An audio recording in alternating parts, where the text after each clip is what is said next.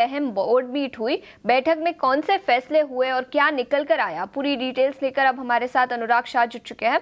अनुराग, good morning, बताएं। में जो बाजार को सबसे ज्यादा इंतजार था कि एफएनओ से जुड़े हुए नियमों का, उस पर सेबी ने कोई फैसला नहीं लिया गया है और एफएनओ के ऊपर सेबी के द्वारा किसी भी तरह का ऐलान नहीं किया गया है। तो बाजार इसका इंतजार कर रहा था, लेकिन सेबी की तरफ से कोई फैसला नहीं लिया गया। जो सबसे बड़ा फैसला सेबी की बोर्ड बैठक में लिया गया है वो है नई एसेट क्लास को मंजूरी दी गई है। जो नया एसेट क्लास है, जो कि म्यूचुअल फंड और पीएमएस के बीच की एसेट क्लास, जहां पर मिनिमम निवेश, कम से कम निवेश जो है वो 10 लाख रुपए से शुरू होगा।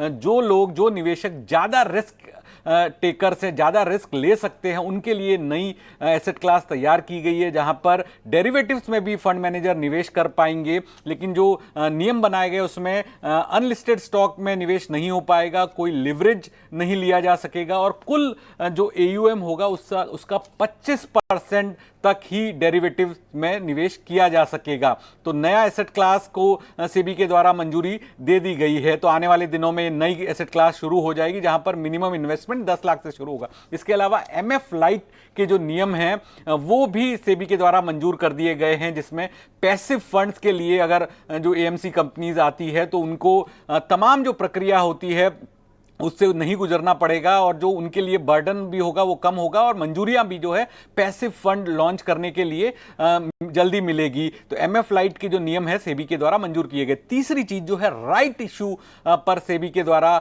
ऐलान किया गया है। अभी जो राइट इशू को शुरुआत से लेकर अंत तक जो एवरेज वक्त लगता है वो 317 दिन का लगता है, लेकिन सेबी ने कहा है कि अब राइट इशू को 23 दिन के अंदर पूरा करना होगा। उसके लिए अगर कंपनी चाहे तो एक मर्चेंट बैंकर को नियुक्त कर सकती है। इसके अलावा 50 करोड़ तक के जो 50 करोड़ का भी अगर कोई राइट इशू होगा तो वो भी सेबी के दायरे में आएगा, यानी छोटी राशि का राइट इशू भी सेबी के परव्यू में होगा।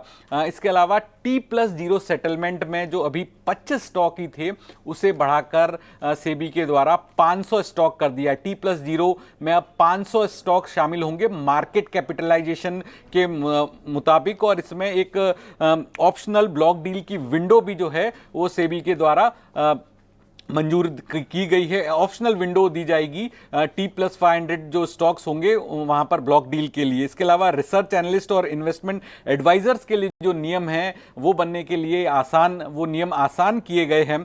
और ये जो बड़े फैसले हैं सेबी की बोर्ड बैठक में लिए गए, और सबसे मुख्य जो है एफएनओ से जुड़ा हुआ कोई फैसला नहीं लिया हुआ, जिसका बाजार को सबसे ज्यादा इंतजार था।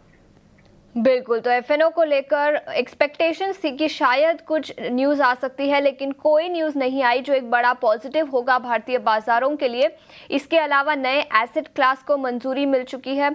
राइट्स इशू में भी कुछ इंपॉर्टेंट चेंजेस लाए गए हैं।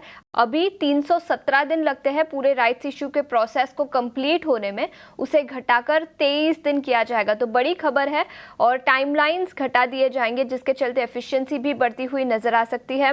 म्यूचुअल फंड लाइट को भी अप्रूवल मिल चुकी है और इसी के साथ T+0 जिसमें अभी केवल 25 कंपनियां हैं, उसे बढ़ाकर 500 कंपनियों तक लिया जाएगा। तो कई सारे चेंजेस जो सेबी की बैठक से निकल कर आए हैं। अनुराग, शुक्रिया पूरी डिटेल्स लेकर हमारे साथ जुड़ने के लिए।